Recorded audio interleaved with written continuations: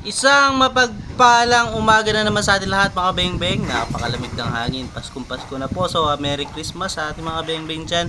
So, isang mapagpalang araw po. Sir Luel Galiger. So, ito po ang inyong unit, Sir Luel. Ang ating SPMC long tank 24 inches long barrel 2 cock na hammer type po. Napakaganda. Ayan po. So, ayan. Order po yan si Sir Luel. Sir Luel, ito po yung unit, napakaganda. Tapitan lang natin, no? Solid. Napakaganda, Sir Luel. So sa mga naghahanap ng unit, ayan po yung ating Facebook account sa ilalim. Pwede nyo po ako message dyan, mga beng-beng, para ma-send ko sa inyo yung mga available units po. Ito. So ito ay susubukan natin mga beng-beng, yung itong unit ni Sir Luel. Sa 19 meters po, ayun. Ayan, napakaganda.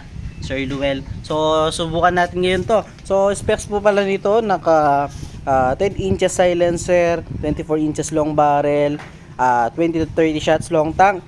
Then, naka BC black powder 4x16x44 hammer type po.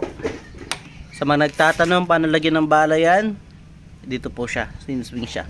Ayan. Diyan siya nilalagyan ng bala. Then, yung ating gagamitin bala. So, ito po yung palang mga bala niya sa mga nagtatanong, no? Pellet po, ayan. So, ayan po. Astro 18 ang ating gagamitin sa unit ni Sir Luel. So, tara mga beng-beng, subukan na natin ang ating unit.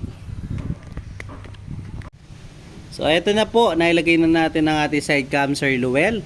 So, subukan po natin ang inyong unit. Yan, i-zoom natin para mas kita ninyo.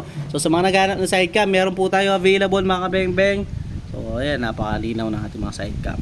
So, tara, subukan natin itong unit ni Sir Luel, mga kabeng-beng. So, Astro 18 po yung ating gagamitin ng resize and sorted straight from the box. So, tara, subukan po natin. First shot.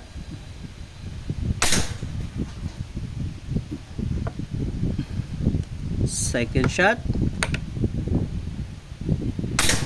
Napakagandang tumama, Sir Luel. Third shot.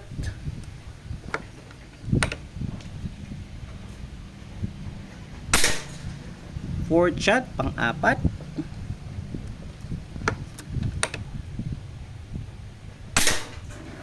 Pang-lima.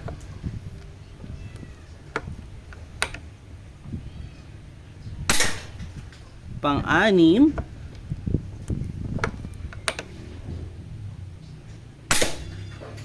Pang-pito.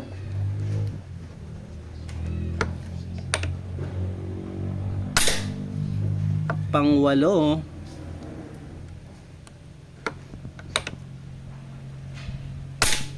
Pang-siyam.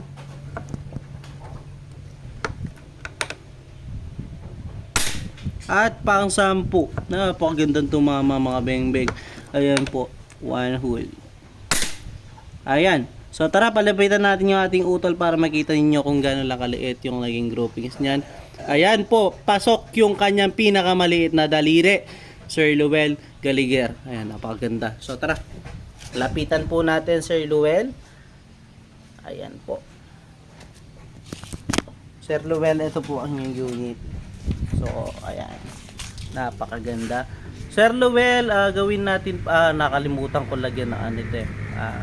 Ano kasi tawag, yung sinasabi yung perma, pero ito yung tandaan nyo sir, pwede yung screenshot to, pinaka fingerprint na lang ng inyong ng inyong unit. So gusto pala ni Sir Luel is pirmahan ko para alam niya na talaga itong tinest kong unit is ito talaga ipapadala ko. So ito naman sir, ito yung screenshot mo sir. Ayan, ito ang pinaka dalawang markings na yan. So hindi lahat, syempre hindi na magkakapare-pareho yung haspi ng mga kahoy. Ayan no sir, eto. Yan yung gawin yung mga So, kita mo naman sir, mapagko-compare mo naman yan, papapicture mo na lang sa misis mo. Pagdating, so nasa ibang bansa yata sa Sir Luel. Ayan po yung kanyang kabila. So, smooth po yan wala pong yan. Ayan po talaga yung ating tinest na unit. O sir, ayan po. At Tapos banda rito. Ayan po. So tara, lapitan muna natin yung inyong naging grouping sir ng ating unit.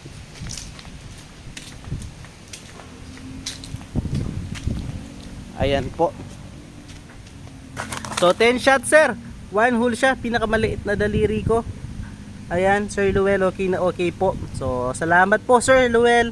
Ito po, napakaganda ng inyong unit. God bless po, salamat po ulit. So ingat po dyan. So yun muna mga beng beng. Peace out.